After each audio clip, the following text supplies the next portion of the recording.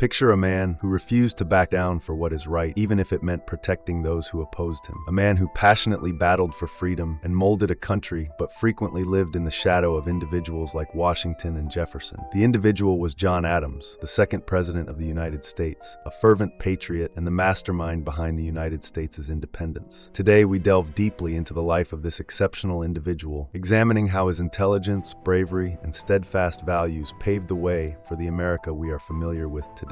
However, the main question remains: how did a man frequently condemned as persistent and grumpy manage to become one of the most impactful leaders in history? Let's discover. John Adams was born on October 30th, 1735, in the little village of Braintree, Massachusetts, as a member of a humble Puritan household. John Adams Sr., his father, worked as a farmer, a shoemaker, and a deacon in the community church, while his mother, Susanna Boylston Adams, was from a prominent Massachusetts family. From a young age, Adams showcased a strong curiosity and intelligence that distinguished him from others. Adams started studying at Harvard College when he was only 16 years old and was exposed to classical education, which would influence his perspective. It was in this place that he nurtured his passion for philosophy, law, and political theory. Although he initially aimed to become a minister, Adams was ultimately attracted to the field of law because he believed it presented a more effective means of impacting society. Following his graduation from Harvard, he started his career in law and quickly became known as an ethical and eloquent attorney. During the 1760s, as tensions between the American colonies and Great Britain grew, John Adams emerged as a leader in the push for independence. Adams experienced a significant shift in 1765 due to the Stamp Act. He saw the British effort to tax the colonies without their agreement as an infringement on their rights, and he vehemently spoke out against it in speeches and writings.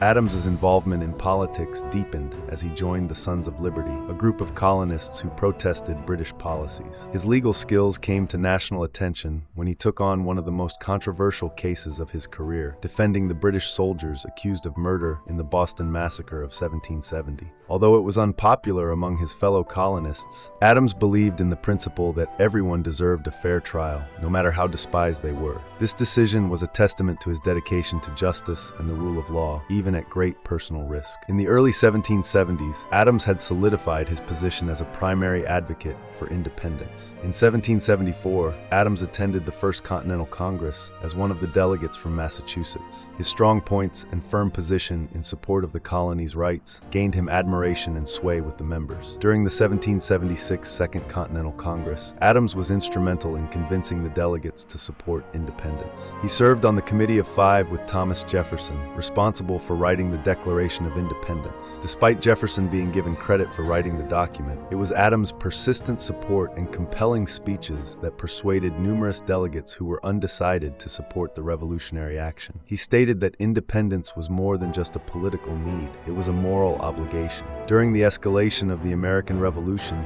John Adams assumed the difficult position of diplomat. Sent to France in 1778 to obtain military and financial backing for the war against Britain. Nonetheless, Adams' direct and frank approach clashed with the refined and frequently deceptive realm of French diplomacy. He struggled to gain the favor of the French court, which favored listening to the charismatic Benjamin Franklin. Adams' perseverance took him to the Netherlands, where he effectively secured vital loans that sustained the American movement. Despite encountering many challenges, such as difficulties with language and opposition from politics, Adams successfully achieved Dutch acknowledgement of American freedom, a major win in diplomacy. In 1783, he reached his peak as a diplomat by contributing to the negotiation of the Treaty of Paris with Benjamin Franklin and John Jay. This treaty ended the Revolutionary War and established the United States as a free and independent nation. Adams' persistence in these negotiations ensured that the new nation received favorable terms and recognition on the global stage. After the new Constitution was ratified, Adams was elected as the first Vice President of the United States under George Washington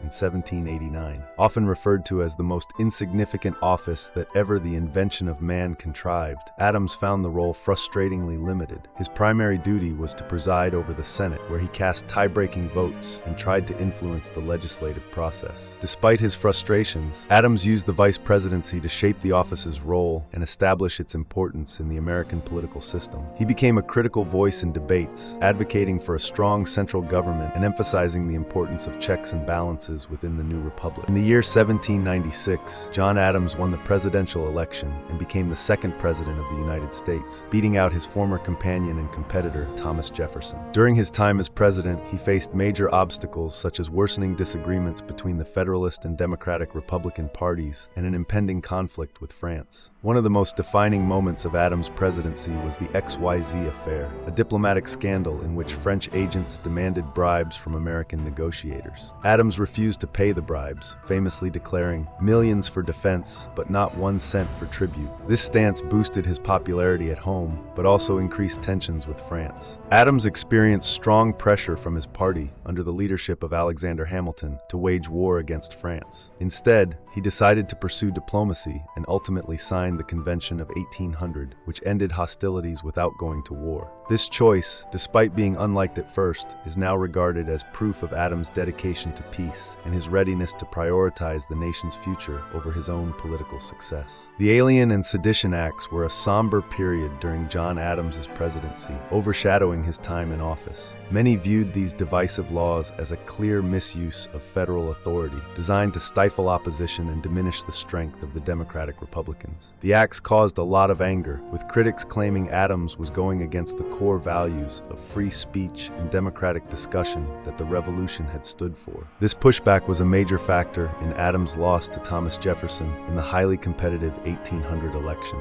After his presidency, Adams retired to his family farm in Quincy, Massachusetts, feeling disheartened by the political landscape. However, his story didn't end there. In his later years, Adams reconnected with Thomas Jefferson, with whom he had a complex relationship. Their extensive correspondence, which lasted for over 14 years, is one of the most profound political and philosophical exchanges in American history. Adams also took great pride in his family, especially in his son, John Quincy Adams, who would become the 6th president of the United States. Adams' influence on his son's education and principles was evident in John Quincy's own political career and dedication to public service. John Adams' final years were marked by reflections on his legacy and the nation he helped build. He lived long enough to see the principles he fought for take root in American society. His death on July 4, 1826, the 50th anniversary of the Declaration of Independence, is a historical coincidence that has fascinated scholars and symbolized his deep connection to the founding of the nation. In his last moments, Adams reportedly said, "Thomas Jefferson survives," unaware that Jefferson had passed away just a few hours earlier. This moment underscored the intertwined legacies of these two founding fathers, whose rivalry and friendship had shaped the nation. John Adams was more than just a founding father. He was a revolutionary thinker, a defender of justice, and a steadfast leader who guided America through its most formative years. His legacy may not be as glorified as that of George Washington or Thomas Jefferson, but his contributions were no less significant. Adams taught us that true leadership is about making tough decisions, even when they come at great personal cost. As we reflect on his life and legacy,